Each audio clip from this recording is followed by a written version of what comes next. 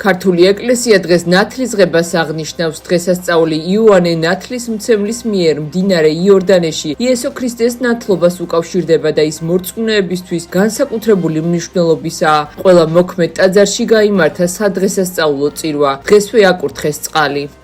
ეს წყალი, რომელიც იკურთხა დღევანდელ დღეს, უფალმა აკურთხა ყველაფერი და მოგცა. უნდა იხმიოთ ყოველ დილას საფისკვერთან ერთად უნდა მიიღოთ და ესევე ყველა თქვენთაგანს როგორც პატრიარქმა გვაკურთხა უნდა აიღოთ და ასხუროთ თქვენ ოთახებში ყველგან ეს წყალი. ღმერთმა დაგლოცოთ და გაგახაროთ. ამინ. უხვინალექი თბილისში თოვლის საფარისგან გზების გაწმენდა აქტიურად მიმდინარეობს. ამ დროისთვის არც ერთ მონაკვეთზე შეზღუდვა არ ფიქსირდება. როგორც ცენტრალურ გზებზე, ისე სხვადასხვა ქუჩებზე იყრება ტექნიკური მარილი, მუშაობს სპეციალური ტექნიკა. დედაქალაქში ძლიერი თოვა დილამდე გაგრძელდება, ხვალ კი ნალექი შეწყდება. ასეთია სინოპტიკოსების პროგნოზი. თბილისში ჰაერის მაქსიმალური ტემპერატურა 2 გრადუსამდე მოიმატებს. ღამის საათებში მოსალოდნელია ყინვა. თოვლია მოსალოდნელი მთელი საქართველოს მასშტაბით. დასავლეთში სანაპირო რაიონებში იქნება ქარი. მომდევნო დღეებში მთელი ქვეყნის მასშტაბით უნალექო ამინდია მოსალოდნელი. ამერიკის შეერთებული შტატების პრეზიდენტმა დონალდ ტრამპმა განაცხადა, რომ გრენლანდიაზე უთანხმოების გამო დანიას, ნორვეგიას, შვედეთს, საფრანგეთს, გერმანიას, დიდ ბრიტანეთს, ნიდერლანდებსა და ფინეთს 10%-იან ტარიფებს უწესებს. ამერიკის შეერთებული შტატების პრეზიდენტის თქმით, აღნიშნულ ქვეყნებს 2026 წლის 1 თებერვლიდან 10%-იანი ტარიფები დაუწესდებათ. 1 ივნისიდან კი ტარიფები 25%-მდე გაიზრდება და იქამდე იმოქმედებს, სანამ გრენლანდიის სრულდამთლიან შესყიდვას შეთანხმება არ იქნება მიღწეული.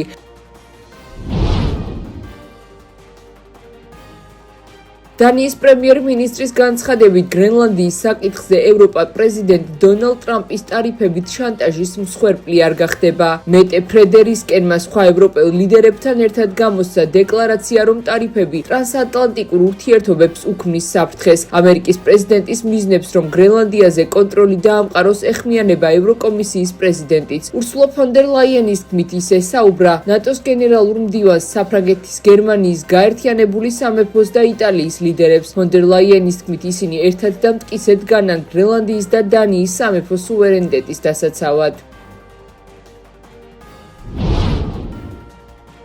დავოსში მსოფლიო ეკონომიკური ფორუმი დღეს დაიწყო. მოსალოდნელია, რომ ეკონომიკურ ფორუმს პრეზიდენტი ტრამპი დაესწრება. ღონისძიებას 130-ზე მეტი ქვეყნიდან 3000-ზე მეტი დელეგატი, მათ შორის 64 სახელმწიფოსა და მთავრობის მეთაური დაესწრება. განხილვის მთავარი თემა უკრაინასა და ღაზაში არსებული კონფლიქტებია. დავოსის 2026 წლის ეკონომიკური ფორუმი 19-23 იანვარს გაიმართება.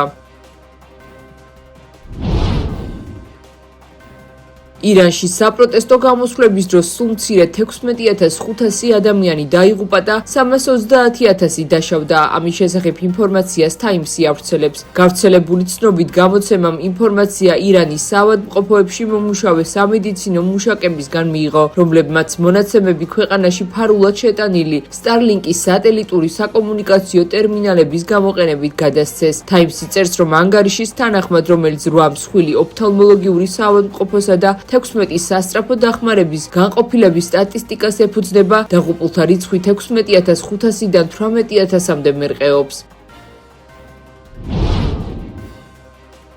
ესპანეთში რკინიგზაზე მომხდარი კატასტროფის შედეგად დაღუპულთა რაოდენობა 39-მდე გაიზარდა. ქვეყნის სამხრეთით ერთმანეთს 2 სამგზავრო მატარებელი შეეჯახა და ლიანდაგიდან გადავიდა. დაშავებულია 100-მდე ადამიანი. აქედან ნაწილის მდგომარეობა საკმაოდ მძიმეა. ცნობილია, რომ შეჯახება იმ მონაკვეთზე მოხდა, რომელსაც რამდენიმე თვის წინ რეაბილიტაცია ჩაუტარდა. ქვეყნის შინაგან საქმეთა სამინისტროს ცნობით, ორივე მატარებელში შემთხვევის დროს საერთო ჯამში 400-მდე ადამიანი იმყოფებოდა.